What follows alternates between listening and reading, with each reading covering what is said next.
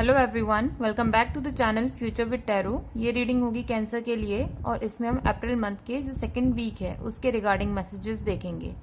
Means 11th of April से लेकर 17th of April तक का जो टाइम पीरियड है उसके रिगार्डिंग। और अगर आपको ओवरऑल मंथली रीडिंग या फिर फर्स्ट वीक की रीडिंग देखनी है तो आप प्लेलिस्ट में भी जाकर देख सकते हो या फिर मैं डिस्क्रिप्शन में लिंक प्रोवाइड करूंगी, आप वहां पर देख लीजिएगा। पहला कार्ड है आपका नाइट ऑफ सॉर्ड्स का। तो आप उस एनर्जी में हो कि जहां पर दुनिया अगर किसी सेम पाथ पर चल रही है और सेम डायरेक्शन चूज कर रही है, आप उसके बिल्कुल अपोजिट जाओगे, ठीक है।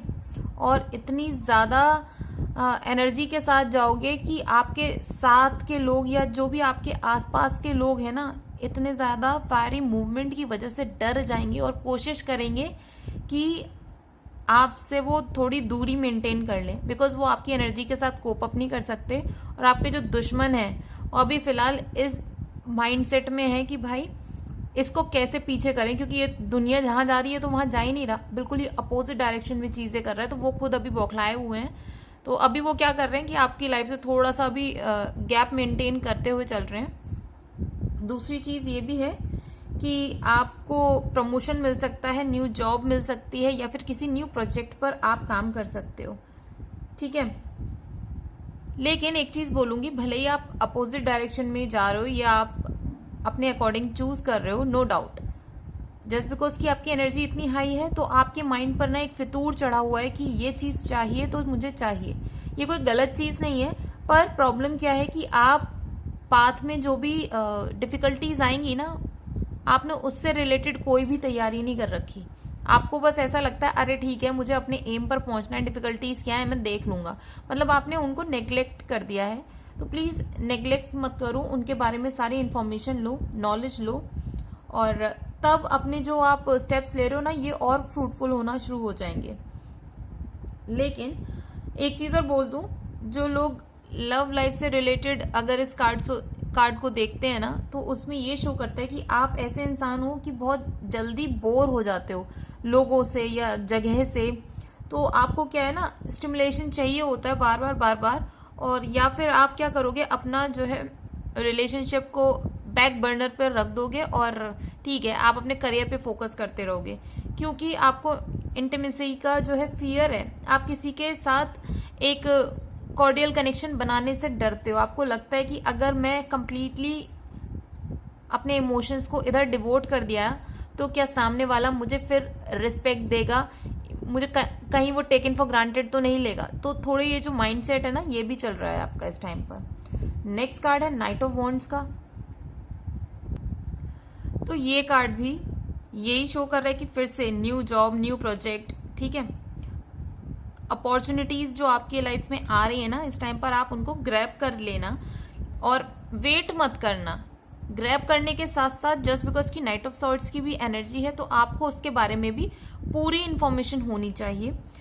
नाइट ऑफ वॉन्ड्स ये भी शो करता है कि आपके फॉरेन ट्रेवल्स के जो प्लान्स हैं वो आप उनको अब मतलब उस पे स्टेप्स ले सकते हो और अपनी नॉलेज को इंक्रीज करने के साथ साथ आपकी जो एनर्जी है वो आपको एक लीडरशिप क्वालिटी भी प्रोवाइड करेगी, ठीक है।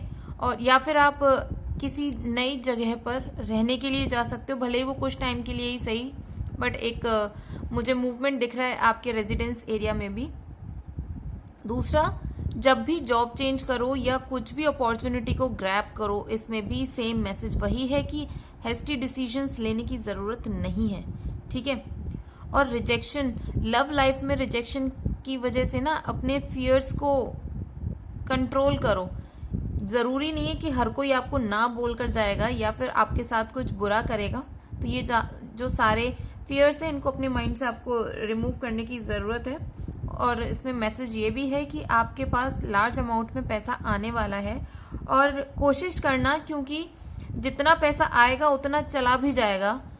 तो आप ऐसी चीजों पर उसको खर्च करो जिससे कि आपको प्रॉफिट हो, फ्यूचर रिटर्न्स मिले। यानी कि या तो मनी को इन्वेस्ट करना या फिर आप ये भी कर सकते हो कि आप कहीं जैसे ट्रेवल पर जा रहे हो, जस्ट बिकॉज कि इसमें ट्रेवल के प्लान्स शो हो रहे हैं, तो अपनी फैमिली के साथ जाओ, जिससे कि आप जो है अपनी मेमोरीज को कलेक्ट कर पाओ कि ठीक है मेरे पास जितना पैसा मैंने खर्चा किया उससे कम मुझे एक इमोशनल सेटिस्फेक्शन मिला, जो कि नाइट ऑफ सोर्ड्स की वजह से नहीं मिल पा रहा था।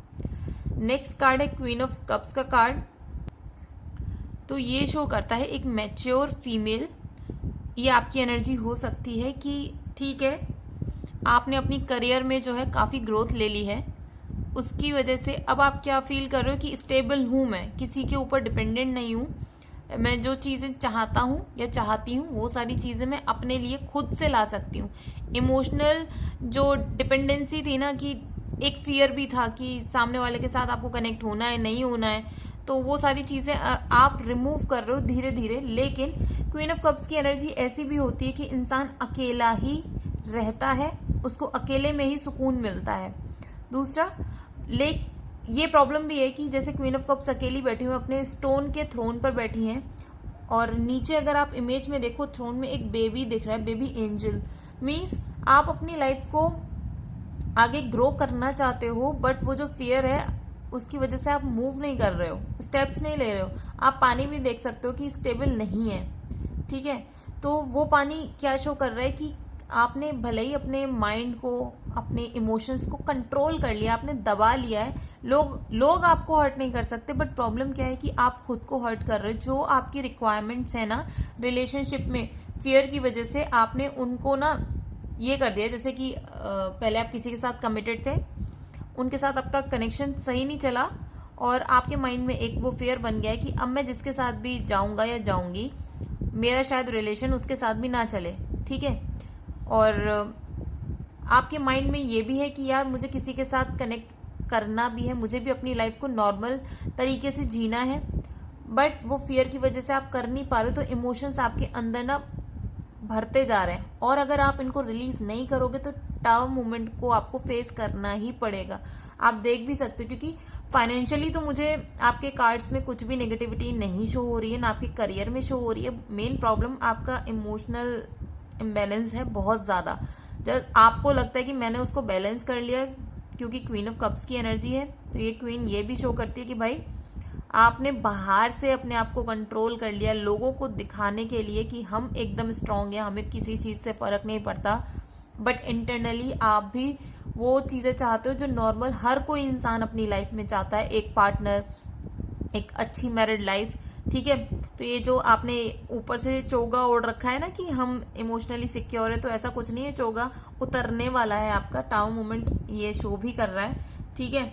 और जरूरी नहीं होता कि टावर कार्ड जब आता है तो हमेशा कुछ नेगेटिव होता है। ये चीज भी है कि जैसे आपकी जो नेगेटिविटी है उसको भी रिमूव किया जाता है, ठीक है। और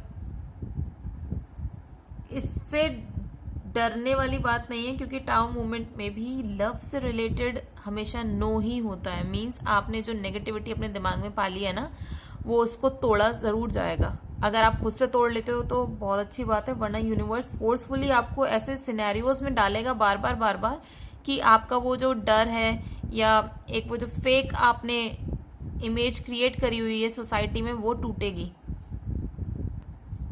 नेक्स्ट कार्ड है पेज ऑफ वॉन्ड्स का। तो इसमें भी पता है नाइट ऑफ सॉर्ड्स वाली ही थोड़ी थोड़ी एनर्जी आप कैरी कर रहे हो। मींस लव लाइफ में अगर देखूं तो पॉसिबिलिटीज हैं आपके लिए कि न्यू लोगों के साथ आप कनेक्ट करो, लेकिन प्रॉब्लम क्या है, आप बहुत इजीली बोर हो जाते हो, ठीक है। जो कि स्टार्टिंग में मैंने बोला था, इसमें भी फिर से सेम एनर्जी, मतलब इतना कुछ होने के बाद भी फिर से कि हम इजीली बोर हो गए तो हमने कनेक्शन ही खत्म कर दिया, हम फिर किसी और की तरफ बढ़ गए। आप पता क्या है कि एक रिलेशनशिप में प्रॉपर अपना टाइम, इमोशंस इन्वेस्ट नहीं कर रहे हो। अगर आपको लगता है कि ठीक है चीजें एकदम नॉर्मल हो गई हैं, अब कुछ मजा नहीं आ रहा है लाइफ में, तो आप न्यू पर्सन पर स्किप मत करो। आप अपने पार्टनर के साथ ही मिलकर कोई एडवेंचरस एक्टिविटीज करने के लिए जा सकते हो, जहां पर आप बंजी जंपिंग कर सकते हो, या मतलब डिफरेंट स्पोर्ट्स की जो एक्टिविटीज होती हैं, अगर आप साथ में कुछ करते हो ना, तो वो एक जो बॉन्ड है उसको बहुत अच्छा कर देगा आपका। दूसरा, या फिर जो लोग ऑलरेडी कमिटेड हैं तो उनको भी मैं ये बोलूंगी, अगर आप कुछ भी एक्टिविटी नहीं कर पाते, या साथ में अगर आप कहीं पढ़ते हो, तो प्लीज मतलब साथ में पढ़ते हो नहीं, अगर आप पढ़ रहे हो तो साथ में क्लासेस लेना शुरू करो। अगर आपकी जॉब पास पास है तो कोशिश करो कि जो ब्रेक मिलता है उसमें कुछ आप एक दूसरे के साथ लंच पे जाओ, मतलब कुछ भी ऐसा करो जो कि आपको एक दूसरे के क्लोज लाए। दूसरी बात इसमें ये फिर से मैसेज ये है कि आपको अपने जो अंदर चल रहे बैटल्स है ना, जो आपका जो वॉर चल रहा है इंटरनली खुद से ही कि मुझे करना है नहीं करना है, उन सबको आपको पहले हैंडल करना होगा, ठीक है। और अपने दिल से चीजों को करने की कोशिश करो रेदर देन कि मतलब माइंड से। हर चीज को कैलकुलेट करने की जरूरत नहीं है, आप अपना दिल भी लगा सकते हो कि ये चीज मेरा मन कर रहा है कि आज मैं ये चीज करूं, तो ये सारी चीजें भी आप कर सकते हो, ठीक है। और आपको जैसे इस टाइम पर ना विजन आपका बहुत क्लियर होगा कि मुझे अपनी लाइफ में ये चीज अचीव करनी है। जैसे आप देख सकते हो इमेज में कि उस जो पेज ऑफ वॉन्ट्स में जो इंसान है वो किस तरीके से अपनी वॉन्ट की तरफ फोकस कर कर देख रहे हैं कि ये अब मुझे और ग्रो करनी है, अपनी लाइफ में न्यू पॉसिबिलिटीज खुद से भी क्रिएट करनी है। तो आपका विजन बहुत क्लियर है, आपको जाना कहाँ है वो भी क्लियर है। लेकिन फिर वही वाली बात, आपको ना उस पाथ पर चलते चलते अपनी एनर्जी को लूज नहीं करना है। मतलब कभी कभी ये होता है ना कि हम एम को देखते हैं कि वो इतना अच्छा लगता है। एग्जाम्पल के तौर पर मोस्टली लोगों को आईएएस पीसीएस बनना है या फिर किसी को इंजीनियर बनना है, ठीक है। अब क्योंकि ये पोस्ट अच्छी तो बहुत है, या फिर किसी को डॉक्टर बनना है, एक इमेज सोसाइटी के तौर से देखें तो ये इमेज तो बहुत अच्छी है, लेकिन इसके पाथ में जो डिफिकल्टीज आएंगी वो तो आप ही को हैंडल करनी है ना। तो जब आप इस पाथ पर चलो ना तो डिफिकल्टीज की वजह से पीछे मत हट जाना, उसके बारे में नॉलेज लो और आगे बढ़ते जाओ, ये करते जाओ, ठीक है। दूसरा, ये कार्ड ये भी शो करता है कि आपकी लाइफ में कोई इंपॉर्टेंट न्यूज आ सकती है जो कि आपकी ग्रोथ के लिए होगी, या फिर आपकी लाइफ में कोई चेंज आ सकता है और कोई हैप्पीनेस का मूवमेंट भी क्रिएट हो सकता है। दूसरा, ये कार्ड फर्टिलिटी को भी शो करता है। तो अब आप देख सकते हैं जिन जिन के लिए ये मैसेज फीजिबल है आप अपने अकॉर्डिंग मैच कर लीजिएगा। नेक्स्ट कार्ड है 10 ऑफ पेंटिकल्स का। तो ये कार्ड शो कर रहा है कि भाई फाइनेंशियली तो भाई इस ग्रुप में ना बहुत ज्यादा ग्रोथ है और अबंडेंस है, क्योंकि ये कार्ड ये भी शो कर रहा है कि आप इतना पैसा कमा लोगे कि जो जो मटेरियलिस्टिक चीजें आपको अपनी लाइफ में चाहिए, इवन आप अपनी लाइफ तो छोड़ दीजिए, आपके पास के जो लोग हैं, अपनी फैमिली या आपके फ्रेंड्स या आपके पेट्स या आपके जो आपकी फैमिली में जो सीनियर लोग हैं, आप उनको भी सपोर्ट कर पाओगे और सबको इक्वली खुश भी रख पाओगे। उनके साथ आप कहीं ट्रैवल भी कर सकते हो, कोई ऐसी जगह जो कि आप पूरी फैमिली को एक साथ टाइम स्पेंड करने के लिए मौके दे। और थोड़ा सा इस टाइप का एरिया भी हो सकता है कि आप लोग ना फ्रीली मूव कर सको, मीन्स किसी ऐसी खुली जगह पे जा सकते हो जहां पर बहुत ज्यादा ग्रीनरी हो और पेट्स के लिए भी अलाउ हो कि आप वहां पर उनको ले जा सकते हो। नेक्स्ट कार्ड है किंग ऑफ सॉर्ड्स का कार्ड। तो ये जो किंग होते हैं ना, सबसे बेस्ट किंग माने जाते हैं, क्योंकि ये इमोशनली किसी चीज को जज नहीं करते हैं, ठीक है। इनके सामने आप फैक्ट्स रखो, जो सही ट्रुथ है आप वो रखो, ठीक है। ये उसके हिसाब पर जजमेंट देते हैं। किसी का भी फेवर इस बेसिस पर नहीं करते कि आप मेरे करीबी हो या आप मेरे दोस्त हो या मैं आपको बहुत टाइम से जानता हूं या फिर आपने मेरे लिए बहुत कुछ किया है तो मैं आपके लिए सपोर्ट में खड़ा हूंगा। आप ऐसे इंसान बन जाओगे कि नहीं, अगर आप गलत हो तो आप गलत हो। इसकी वजह से आपकी जो बोलने का तरीका होगा ना वो लोगों को बहुत हर्ट करने वाला है, क्योंकि लोग एक्सपेक्ट करेंगे आपसे कि आप उनका फेवर लो, लेकिन आप किसी का फेवर नहीं लोगे, आप सिर्फ और सिर्फ फैक्ट्स का फेवर लोगे और सच्चाई का साथ दोगे, ठीक है।